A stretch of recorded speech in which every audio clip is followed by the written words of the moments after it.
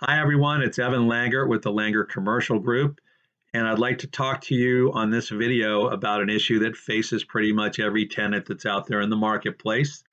And that issue is, how long of a lease term do I go for?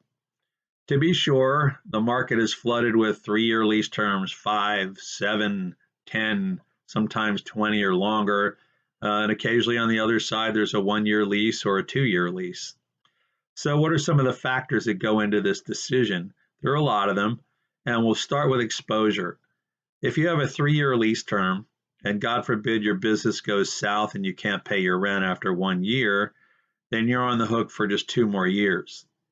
Conversely, if you've got a 10-year lease term and God forbid your business goes out after 1 year, you're on the hook for 9 more years.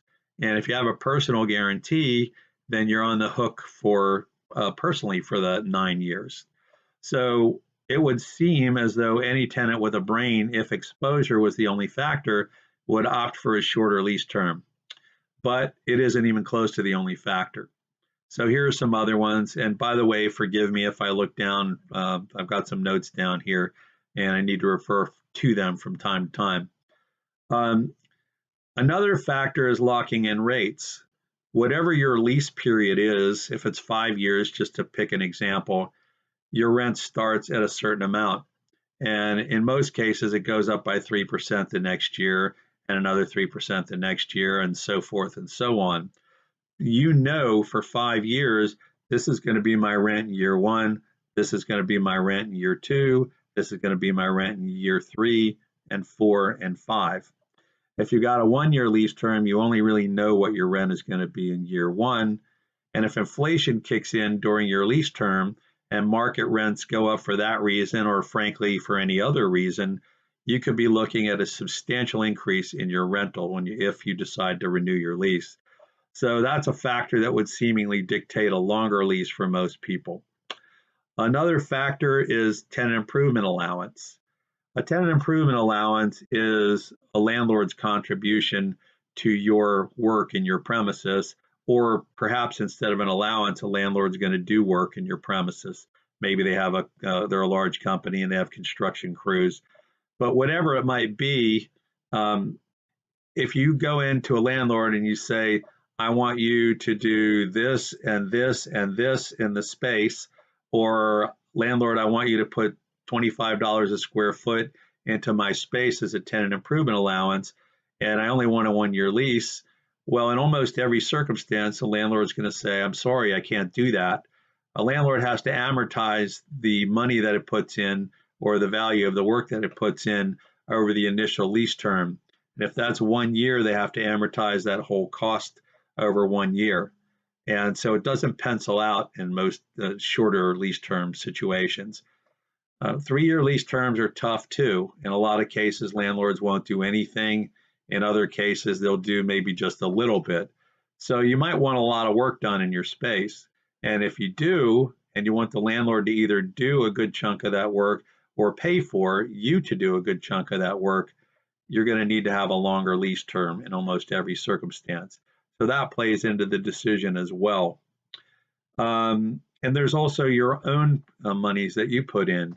Most restaurant or bank leases or most other businesses where they're spending a lot of money in their space, 200, 300, 400,000, $1 million in their space, they'll have 10-year leases. Most of the national companies that I see out there with retail have 10-year leases.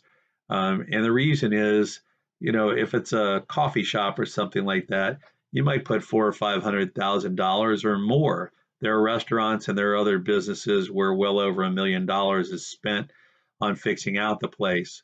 So you have to amortize your own improvements over your initial lease term as well. And then also what happens if you put $1 million into your space, you have a 3-year lease and there's hyperinflation. And at the end of the 3 years, rent is $10 a square foot higher for that space. Well, you could find yourself paying a whole lot more in rent.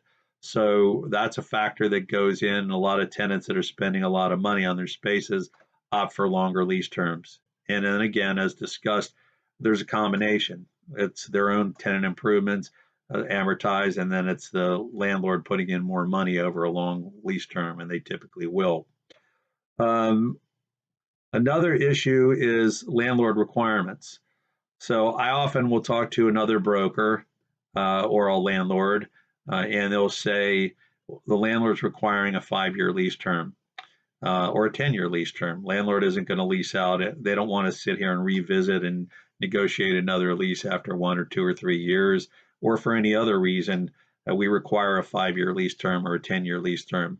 So if that's the case and they're adamant, then you're not going to be able to get a 1-year lease term or a 2-year lease term. On the opposite side, sometimes some landlords might say, well, I'm not going to do any lease term longer than 2 years.